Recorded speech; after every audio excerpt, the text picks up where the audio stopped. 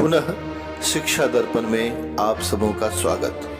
आज कक्षा नवम अ पाठ्यक्रम के लिए हिंदी के अंतर्गत कैदी और कोकिला शीर्षक पाठ को पढ़ेंगे, जिसके रचयिता माखनलाल चतुर्वेदी जी हैं। वीडियो बड़ा ना हो इसलिए इस पूरे पाठ को 3 भागों में बनाया गया है, जिसका पहला पार्ट अभी आप सबों के सामने प्रस्तुत है। तो अब आगे बढ़ते हैं पाठ के भावार्थ की ओर। क्या गाती हो, क्यों रह रह जाती हो, कोकिल बोलो तो, क्या लाती हो, संदेशा किसका है, कोकिल बोलो तो। प्रस्तुत पंक्तियों में कवि ने कारागार में बंद एक स्वतंत्रता सेनानी की मनोदशा को दर्शाया है। रात के घोर अंधकार में कारागृह के ऊपर एक कोयल को गाते हुए सुनकर कवि के मन में कई तरह के भाव एवं प्रश्न उत्पन्न होने लगते हैं। कवि को ऐसा लगता है कि कोयल उसके लिए कोई संदेश लेकर आई है, कोई प्रेरणा का स्रोत लेकर आई है। कवि से इन प्रश्नों का बोझ सहा नहीं जाता है और वह एक एक करके कोयल से सारे प्रश्न पूछने लगता है। वह सर्वप्रथम कोयल से पूछता है कि तुम क्या गा रही हो, फिर गाते गाते तुम बीच बीच में चुप क्यों हो जाती हो। कवि कोयल से कहता है कि हे कोयल, जरा बताओ तो, क्या तुम मेरे लिए कोई संदेश लेकर आई हो? अगर कोई संदेश लेकर आई हो तो उसे कहते कहते चुप क्यों हो जा रही हो, और यह संदेश तुम्हें कहां से मिला है, जरा मुझे बताओ तो। ऊंची काली दीवारों के घेरे में, डाकू चोरों बटमारों के डेरे में, जीने को देते नहीं पेट भर खाना, मरने भी देते नहीं तड़प रह जाना। जीवन पर अब दिन रात कड़ा पहरा है, शासन है या तम का प्रभाव गहरा है। हिमकर निराश कर चला रात भी काली, इस समय कालिमा मई जगी क्यों आली। इन पंक्तियों में कवि ने अंग्रेजों के अत्याचार एवं उनके काले कारनामों को जनता के सामने प्रस्तुत किया है।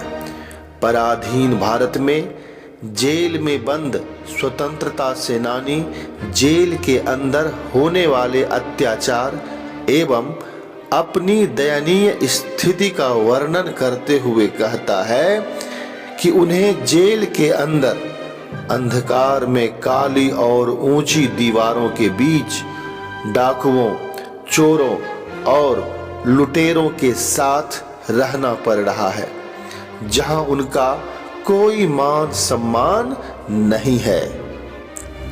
जबकि स्वतंत्रता सेनानियों के साथ इस तरह का बर्ताव नहीं किया जाना चाहिए। उन्हें जीने के लिए पेट भर खाना भी नहीं दिया जाता और ना ही उन्हें मरने दिया जाता है, यानी कि उन्हें तड़पा तड़पा कर जीवित रखना ही प्रशासन का उद्देश्य है। इस प्रकार उनकी स्वतंत्रता पूरी तरह से छीन ली गई है और उनके ऊपर रात दिन कड़ा पहरा लगा होता है।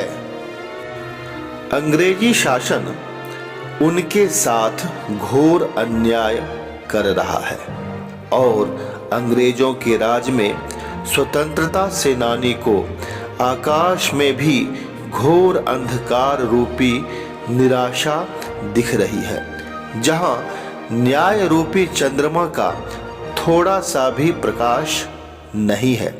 इसलिए कवि कोयल से पूछता है, हे कोयल, इतनी रात को तू क्यों जाग रही है और दूसरों को क्यों जगा रही है? क्या तू कोई संदेश लेकर आई है?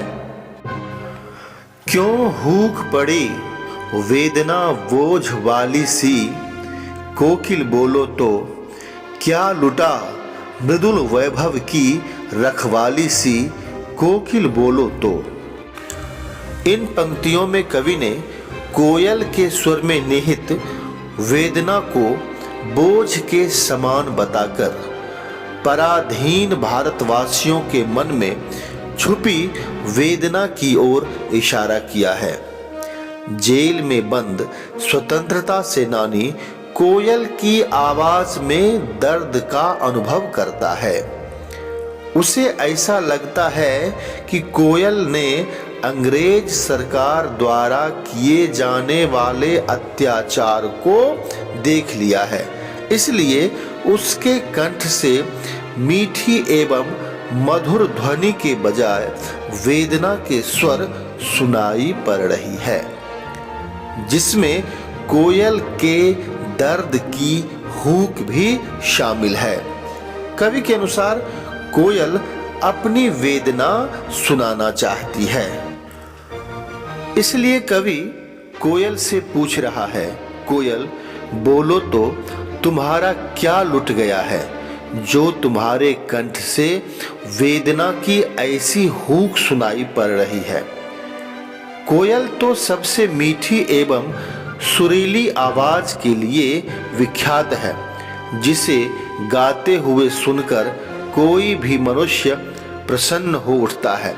लेकिन जेल में बंद स्वतंत्रता सेनानियों को कोयल की आवाज ना तो सुरीली लगी और ना ही मीठी लगी, बल्कि उसे कोयल की आवाज में दुख और वेदना की अनुभूति हुई।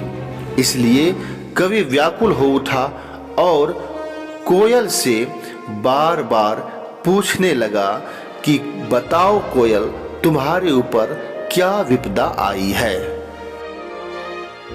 इस वीडियो में इतना ही। पाठ का अगला भाग अगले वीडियो में। धन्यवाद।